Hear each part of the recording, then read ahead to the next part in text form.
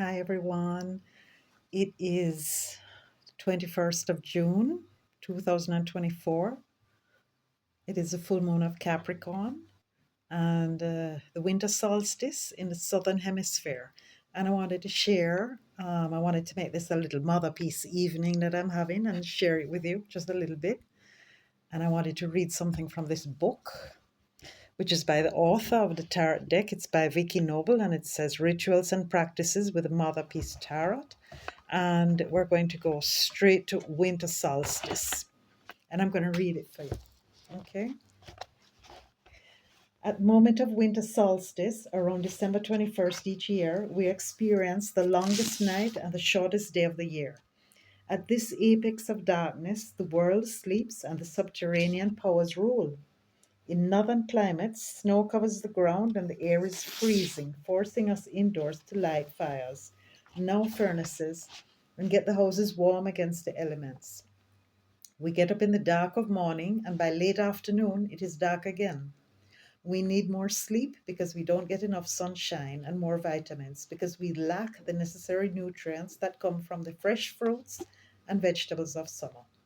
Most of us have less energy during the winter months, and sickness is rampant during these times. Colds and flu are endemic as the germs get stronger in relation to the general weakening of our immune systems. It used to be that communities would have been attuned to these darker, slower energies of winter. Without electric lighting, we would have had to yield to the demands of the long, cold winter nights. People in ancient and tribal cultures sat around the fire and told stories during the winter, passing on their beliefs in narrative forms in what we have come to call the oral tradition. The winter solstice holiday is the deepest and quietest of the 8 holy days during the year, calling us down inside to face the darkness and listen in the powerful emptiness. At this holiest of times, a seed is planted in us and in the world, and in the moment of the greatest darkness, the light begins again. Light is returning, even though this is the darkest hour. No one can hold back the dawn. Let's keep it burning. Let's keep the light of hope alive. Make safe our journey through the storm. So goes a contemporary chant by Charlie Murphy.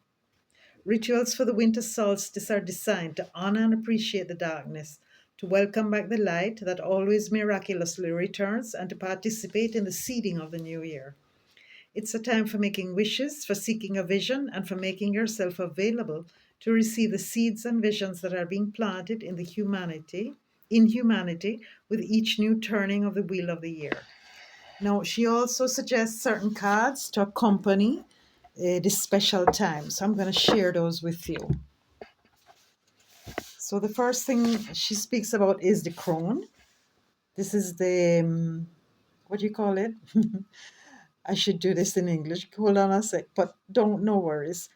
This is La Vieja Sabia, which is the crone in the tarot, and she's Hecate. She's the queen of the night. Okay, so she's going to be going with us into this winter season. Of course, in the winter season, we're talking about darkness, so it's a time of transformation and change before spring comes. So we're going to be shedding our skin. Another archetype, we have the Queen of Swords. So she has gone to the mountains, as has the crone, and she's going to be receiving messages from the divine. Now, there's also the Daughter of Discs, which is like you'd said, a Page of Pentacles. She's in her vision quest. She's actually channeling information from the heavens in her obsidian mirror, right? And she could be in a snowy environment. Then we have let's go to the Four of Pentacles in this tarot, which shows a woman closing the door of her hut in order to keep the wind and the elements out and to make sure that her fire is keeping her warm. Somewhere there's a moon card here. Anyway, the moon card depicts the dark night of the soul, and a feeling of being fogged and unable to see clearly. So, the suggestion of the moon card is to allow intuition and the instincts to lead the way through the dark night. So, then she speaks of the Ace of Discs. The Ace of Discs shows the charm of being inside, close, near to the fire on a warm fire on a cozy night on a cozy rug, right? The Eight of Cups now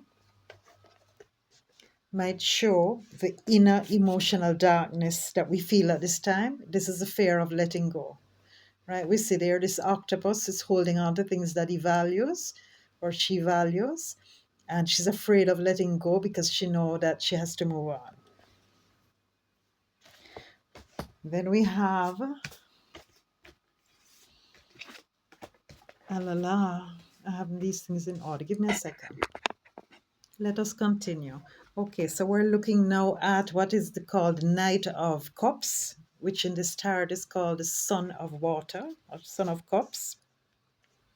He demonstrates a positive method of navigating these dark times. What he's doing is meditating, and he's playing music, he's playing his flute, and he is inside this protective egg, right, as he's going through his journey.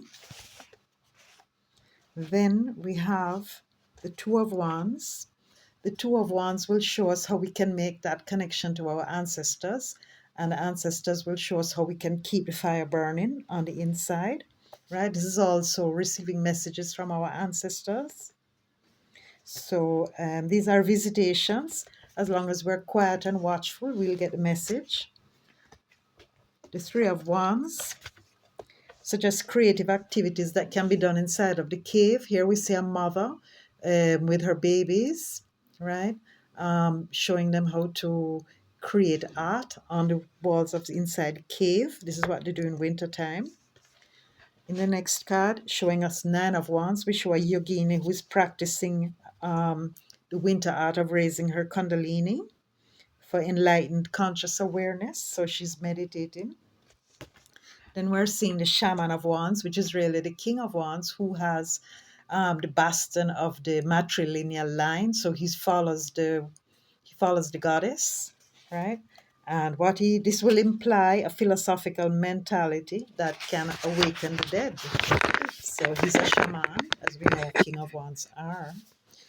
Then we come over to the Ace of Swords. And this is also showing that the meditation will give us the clarity and the transformation. There's the butterfly, and it will give us the clarity. And it's the decision to start this new season, turning over a new leaf.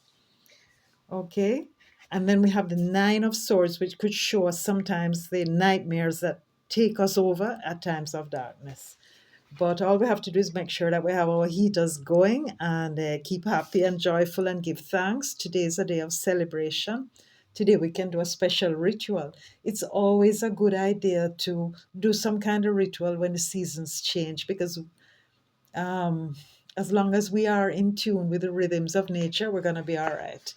And so it's winter. It's a time for us to go inside. It's time to be quiet, It's not a big social time. It's a time for planting seeds on the inside that are going to come and sprout when spring comes. So I'm going to read to you the part says here, the ritual.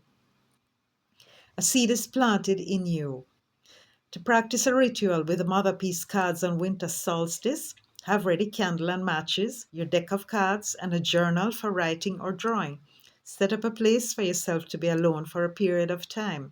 And when you're ready, turn out all the lights and sit quietly in the darkness for at least 5 minutes, longer if you can.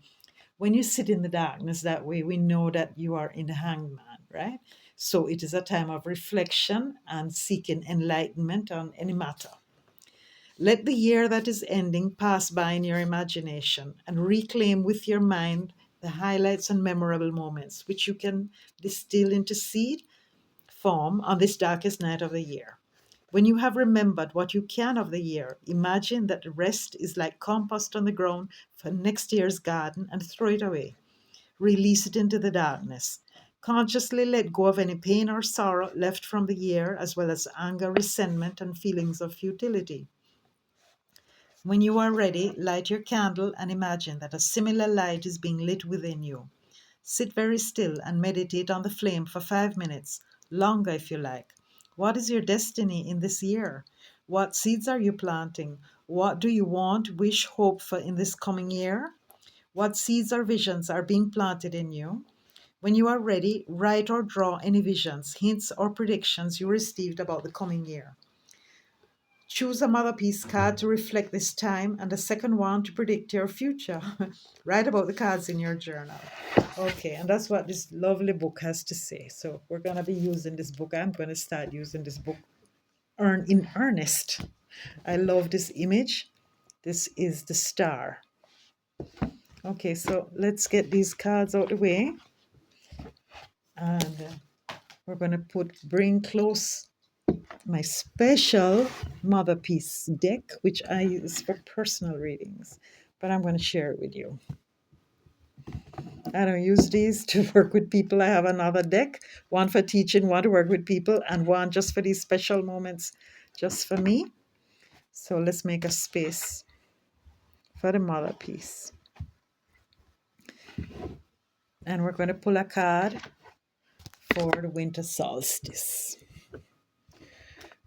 And we're going to ask the cards, what do we need to know about the seed that we are planting at this winter solstice? I don't want this video to get too long, you know.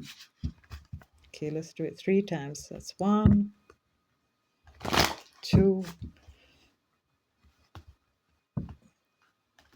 3. Okay, we're going to cut 3 times, and I'm going to take from the top. Okay, we're going to plant a seed with the King of Pentacles. The King of Pentacles is a very spiritual king. He's called the Shaman of Discs, and he has done so much work on himself. Yeah, he's coming into the city, and he's going to be starting new things. He's heralding a time that's coming, and I'm sure he's talking about the full moon in Capricorn. So it's time. There's a big sun behind him, so it's time for him to move ahead with his projects. Okay, give me a second. I'm going to read what the book says, because we're all studying. I mean, there's so many different tarots, so many things to do. Give me a second again. Okay, so here is the fantastic Motherpeace, right? I started studying Motherpeace in 2008. Okay, so that book is from now. So it's talking about shamans and experience. So since we're doing this video in English, let me see what I can get out of this. Let me just go straight to this shaman of